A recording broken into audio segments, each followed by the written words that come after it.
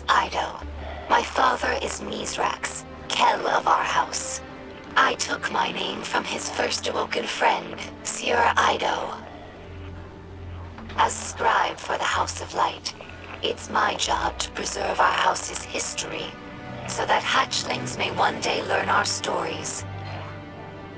Mizrax Kel requested that I leave some records for the humans of the last city, so they might learn about Distny culture in their own time.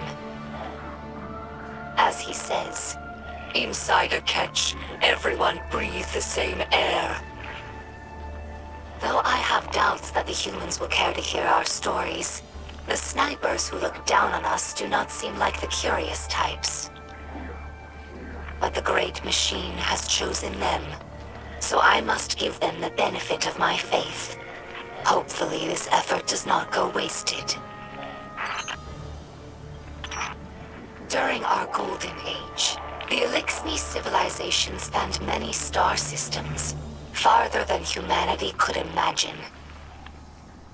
And in all of our exploration, we never found anything more wondrous than the Great Machine. It's one of the few things that all Distny houses can agree on.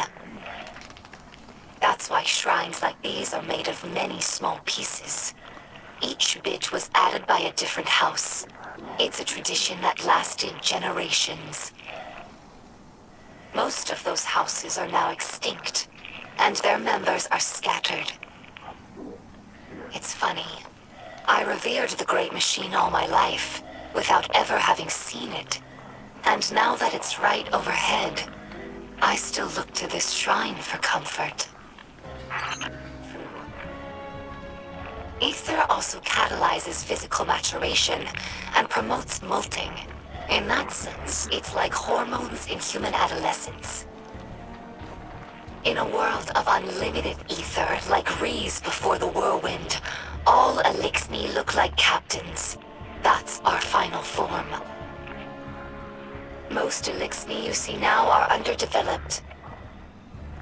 They're forever stunted by ether rationing, which began as a necessity and gradually evolved into a mechanism of social control. Now, ruthless leaders like Spider use the distribution of ether to keep their followers dependent. If Distny are ever to live in peace, we must make ether available to all, regardless of rank.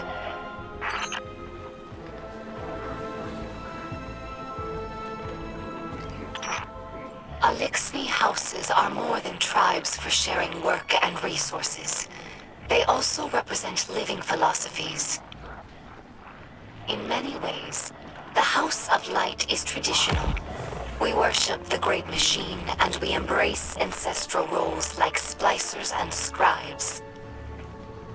But in other ways, we're different. My father Mizrax is Kel of our house, but he does not act as past Kels. He does not take more than his share of ether, and he does not punish by docking limbs. These are radical, but popular ideas in our house. However, Mizrax Kel also believes in peace and cooperation with humanity. This is less popular. Everyone in our house has seen Distny killed by guardians. Not just warriors, but innocents and hatchlings. I lived for many years among the Awoken, and understand that humans do good things as well. Sometimes. But the others in the House of Light have not been so lucky in their allies as I have. It will take time to earn their trust.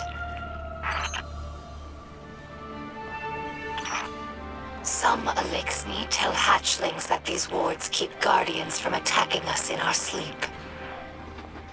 We know this is not true, of course, but it helps hatchlings to rest peacefully. Soon enough, they must learn that the Guardians cannot be stopped by such things. That they cannot be stopped at all, even by death. After that, the ward changes meanings. For grown Distny, it's a reminder that the Great Machine blesses life givers and killers alike. But now that we have seen the Guardians among their own people, taking orders and making awkward small talk, I don't think this tradition will continue in the House of Light. We no longer see Guardians as monsters, just people, frightened and misguided. This Shank has been with us for many years. She's temperamental, but loyal. She's in need of constant repair, but we're used to it. Our house has fixed every part of her, from sensors to exhaust. So when I look at her, I don't see an object. I see the members of my house. I see myself. To us, machines are vessels, not just tools. This is why scrapworking is so important to Elixni culture. It's a way of sharing our spirit with the world, even when we have nothing. I'm sure that Guardians feel the same way about their tower. It's more than a hollow form, more than the rubble it was built from. The tower is the keeper of the Vanguard spirit, and you would defend it more fiercely than any other building. Is it not so?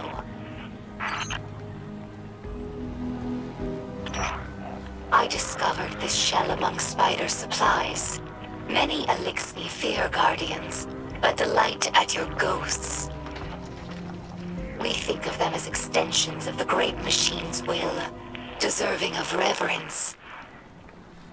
When we arrived here, we were surprised to discover that many Guardians treat their ghosts like equals, or worse, like servants.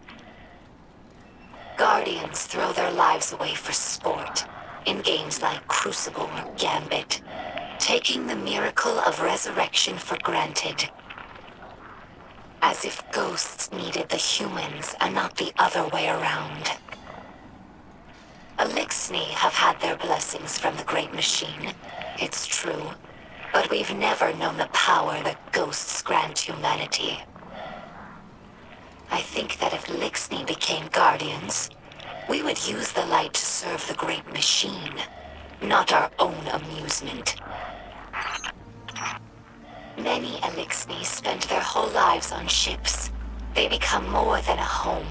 They're like a member of the family. Mizrax found me in the vent of a wrecked ship, you know. We joke that my father is a splicer and my mother is a catch. After the fall of our homeworld, Reese, Elixni scattered across the stars. Having lost our grounding, catches evolved from modes of transportation into permanent homes. Even after Elixni began to resettle in places like the reef, we never lost our reverence for the machines that kept us alive. Now, after so much wandering, it's hard to believe that there's real ground beneath us and a real sky above.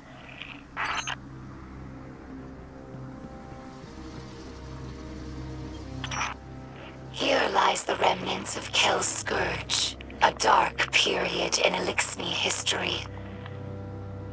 After the whirlwind, many Elixni were overcome by feelings of hopelessness. They were homeless, hungry, and hunted by Guardians and Hive alike. So when Civics founded Kel's Scourge, promising to return Elixni to power with ancient weaponry, many were drawn to his call.